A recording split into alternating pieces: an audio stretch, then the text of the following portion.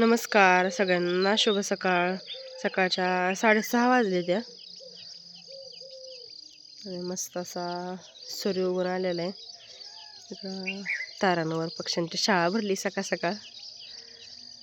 मी माझ्या माहेरी आलेली काल कार्यक्रम होता त्यामुळे आलती. इकडं पोरां चालत आंघोळीची घाई, शाळा मुलांनाच इथनं जाणार आहे ते शाळेत.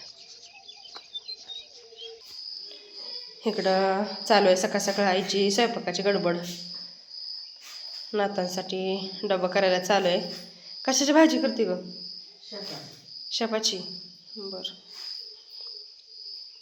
भाजी करून झाली आणि आता इकडं आईच्या चपात्या करायला चालू आहे त्या. आईचा स्वयंपाक झाला आणि आता देवपूजा करायला लागली. आणि इकडं बघा आईच्या देवघरामध्ये एक विठ्ठल रुक्माईची मूर्ती आहे. हात काढ ग. ती बघा पलीकड. आणि काल परवा आई इथं शेजारीचं एका छोट्या मुलाचा बड्डे होता, तिकडे गेली होती आणि तिथं बड्डेला रिटर्न गिफ्ट म्हणून अशी छान अशी विठ्ठल रुक्माईची मूर्ती भेटलेली आईला. आणि आईच्या मंदिरामध्ये आहे पहिली एक, त्यामुळे आता आईने ही मूर्ती मला दिली. आता ही मूर्ती मी आमच्या घरी घेऊन जाणार. एकदम मस्त मूर्ती आहे.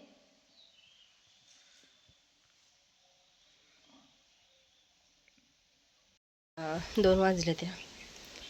सकाळपासून काय निवांत बसली होती.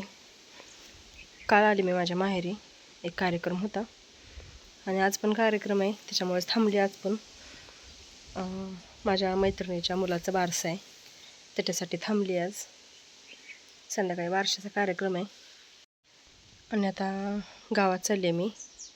बारशाला जायचं म्हटल्यावर काहीतरी घ्यावं लागेल.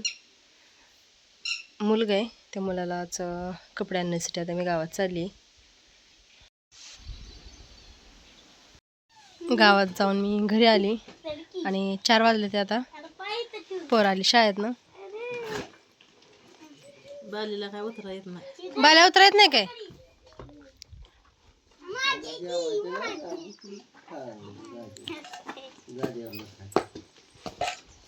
बाल्या उचलतं का तुला इतकं?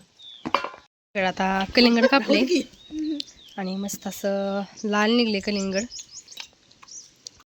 सगळेजण बसले मी आता कलिंगड खायला.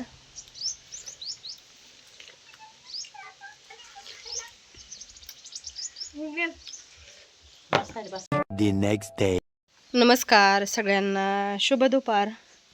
दुपारच्या आता जवळजवळ 1:30 वाजलेल्या आहेत त्या. 2-3 दिवस झाले मी माहेरी आलेले. आज रविवार. आता आज जायचं घरी, उद्या पोरांना शाळा. 2 दिवस काय पोरं आहेत ना, शाळेला गेलती.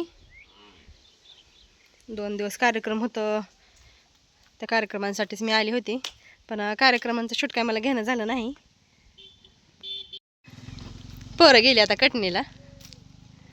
पोरं कटणी करून आली कोरवाडीवरनं की दादा येणार आहे आम्हाला सोडायला. माहेर आल्यावर जा असंच येतो, त्यामुळे मी काय व्हिडिओ बनवलंच नाही. तो आता जाणार आहे म्हणलं, आता जाण्यापूर्वी तरी बनवावा. इकडं अंगणामध्ये बघा आईने किती मस्त झाडं लावली. ती पहिल्यापासून दाखवती. इकडे ते शोचं झाड लावले. इकडे फुलांची आहे ती.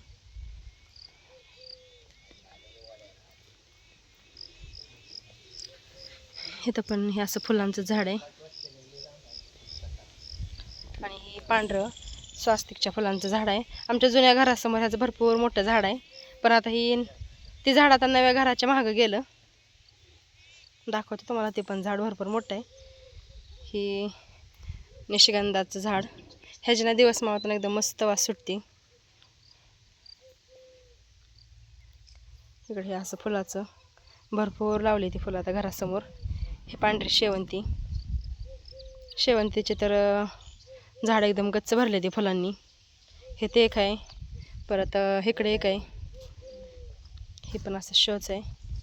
आणि इथं हे पारिजातकाचं झाड आहे. हे आत्ताशी चांगलं फुटले, ह्याला अजून काही फुलं लागली नाही. ती इकडं गुलाबाचं झाड आहे. ते काही वाकडं झाले, कशामुळे झाले काय की त्याला भरपूर वारपटं फुटले, तर त्याला काय अजून फुलं लागली नाही. ती इकडे एक शोचं झाड, आणि इकडं आता आंब्याची वगैरे झाडं लावली ती. इकडं अजून भरपूर आणून ठेवलेली ती झाडं, ती लावायची ती अजून. आणि आमचं जुनं घर पण दाखवते. त्या जुन्या घराच्या समोरच होतं तुळशीपाशी झाड ती, आणि त्याचा एकदम मस्त सकाळ सकाळ अंगणामध्ये फुलांचा सडा पडायचा. पण आता इकडे घर बांधल्यामुळे ती घराच्या मागच गेलं झाड. एकदम मस्त वाटते बघायला झाड ती. हे आमचं जुनं घर. ह्या 2च खोल्या होत्या त्यामुळे काही पुरत नव्हत्या, त्यामुळे इकडं आता हे चिटकूनच घराचे इथे घर बांधले नवीन. आणि हे बघा, हे आमचा जुन्या घराचा ओटा. हे तर पण होते झाडं, तिथले थोडी थोडी झाडं उपटून आईनं तर त्या नव्या घरापुढं नेऊन लावले ती. हे एवढं मोठं झाड आहे घरासमोर इथं. आता इथनं घराच्या मागं झाले, पण छान वाटतं तरी पण बघायला. ह्याच्या खाली बघा किती फुलं पडली ती. हे तर ही आबोलीचं झाड आहे. ह्याची फुलं एकदम मस्त आहे ती. ह्याचं गजर पण बनवते ती. 4:30 वाजले त्या. आता जायचं लोळं, पण दाद्यावरी केळीमध्ये पिली कापतो केळीची. थांबणला 6 वाजेपर्यंत एक दोरी कापून येतो, मग सोडतो. आणि इकडं आईचं आणि भाऊचं चालू आहे कांदा भरायला. आम्ही वडिलांना भाऊ म्हणतो. आई निवडून भरून देते आणि भाऊ वाटते ते पाट्या पिशवीमध्ये.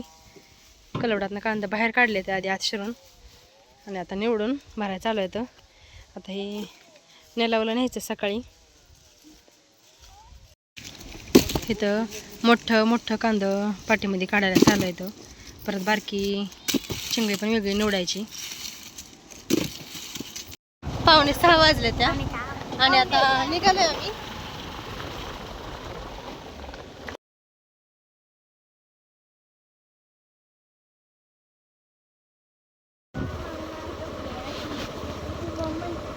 पाचच मिनिटं झालं आम्ही घरनं हल्लो होतो, आणि झालं आता घराच्या जवळजवळ पण आलो.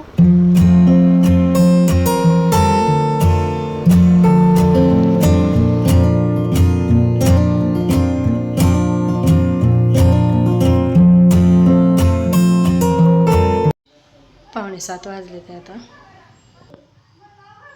आणि आता मी किचनमध्ये आली. येताना आईच्याकडनं दूध आणलं होतं, तेच दूध आता तापायला ठेवले. संध्याकाळचा स्वयंपाक करायला लागलो पाहिजे दोघींनी. चपाती करते आणि भाजी करायची, हुलग्याची उसळ, हुलग्याची आमटी. हुलगा चांगला शिजवून घेतलेलं होतं.